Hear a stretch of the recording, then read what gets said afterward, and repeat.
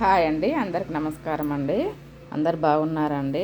నేనైతే చీర వర్క్ చేస్తున్నానండి. చీరకి ఇంకా ఫాల్ తెప్పియడానికి వెళ్ళారనమాట. ఇంకా రాలేదు, ఫాల్ ఒకటే వేయలేదండి చీరకి.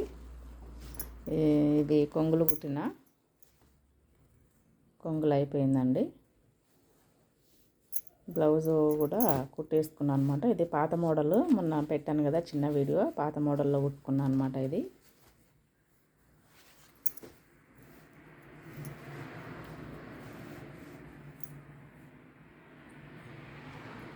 అయితే ఇందులో విశేషం ఏముంది అంటే, ఇందులో ఒక చిన్న పీస్ మిగిలిపోయిందండి.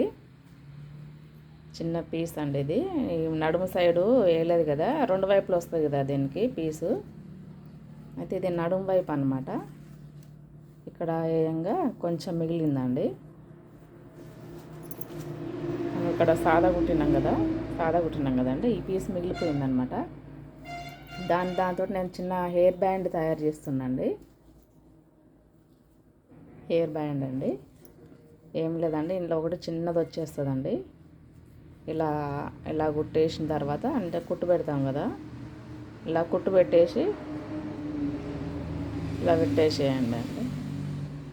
ఇలా కుట్టు పెట్టేసి తిరగల తీయాలండి, అంటే తిరమర కుట్టాలన్నమాట.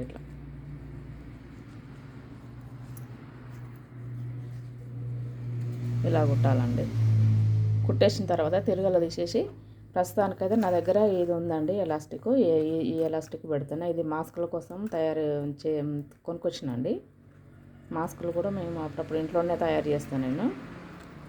అయితే ఇది వేరే ఇంకో పట్టు చీర మీదండి, క్లాత్ కొంచెం మిగిలిపోయింది. మా పాప మామూలుగా బెల్ట్ కుట్టుకుంటుందండి వీటితోటి. నేను ఈ చిన్న పీస్ తోటి 4 రబ్బర్ బ్యాండ్లు కుట్టినండి. సేమ్ ఇట్లనే వస్తుంది అనమాట. ఇది కూడా చూడండి, ఇక్కడ కుట్టు పెట్టిన అనమాట. కుట్టేసి తిరగలు తీయడమే అండి. తిరగలు తీసేసి ఎలాస్టిక్ జాయింట్ చేయడమే, లోపలంగా ఎలాస్టిక్ పెట్టేయడమే. మన లంగా నాడెక్కిస్తాం కదా, సేమ్ అనమాట. పెట్టేసి కుట్టు పెట్టుకోవడమే అండి. ఇలా చాలా సింపుల్గా ఉంటాయి కదండి, చూడడానికి కూడా పట్టు కదండి, బాగుంటాయి. హెయిర్ కానీ కుడుతుందండి. ఇందులో ఒకటి 2 అవుతుందండి. ఇందులో అయితే ఇదండి, కొంచెం తీసేయాలండి. కట్ చేస్తే ఈ భాగంలో ఒకటి వస్తుంది అనమాట, ఇందులో ఒకటి వస్తుంది. ఇంతే అండి.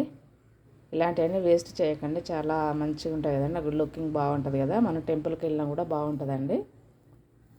అంతే అండి. ఈ బ్లౌజ్ అయితే నేను పాత మోడల్స్ అండి. ఇది ఒక మోడల్, ఇంతకుముందు ఒక జాకెట్ మంచిగా కుదిరింది, సేమ్ ఇది కూడా అట్లా కుట్టుకున్నాను అనమాట. ఓకే అండి, థ్యాంక్ యూ అండి. అందరికీ నమస్కారం అండి, ధన్యవాదాలండి.